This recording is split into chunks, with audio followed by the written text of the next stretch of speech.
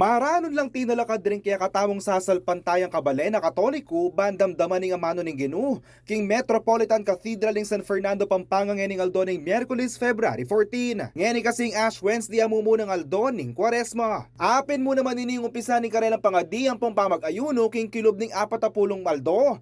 Bayang Easter Sunday ang Pasko ng pangasubling mebya ng ginuking March 31. At antimang maluwat ng ritual, may di na lang krus sa buking kanuan ding sinimbatanda ning kapag si siya na pong kasalpantayanan. Si simbolo yan naman king kapanwala na meni batan tamo king abu at magbalik tamo king abu patse may ang utamo biye. Ingabong nga gamitan na lalagay king kanuan apin den ring sila ba ng may gamit a palaspas king Domingo de Ramos o Palm Sunday niyang milabas sa banwa at sa samot 80 king laro o holy water.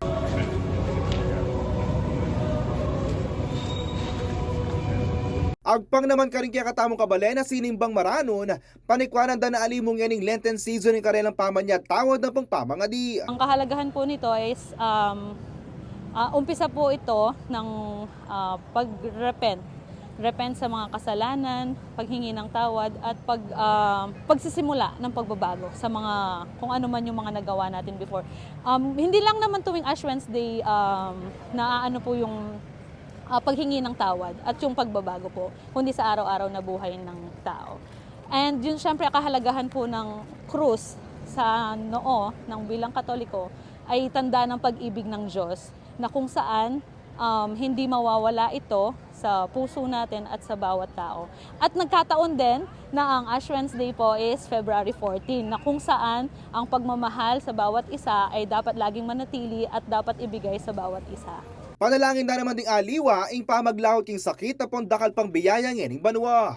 Munang-muna po para mabawasan ng kasalanan ni ang poreng ding sakit karing pamilya, karing kamag-anak, ang po karing kaluguran. Yako po yung kaya kayong talasuyo, JM De Jesus, ating pusong makabalen.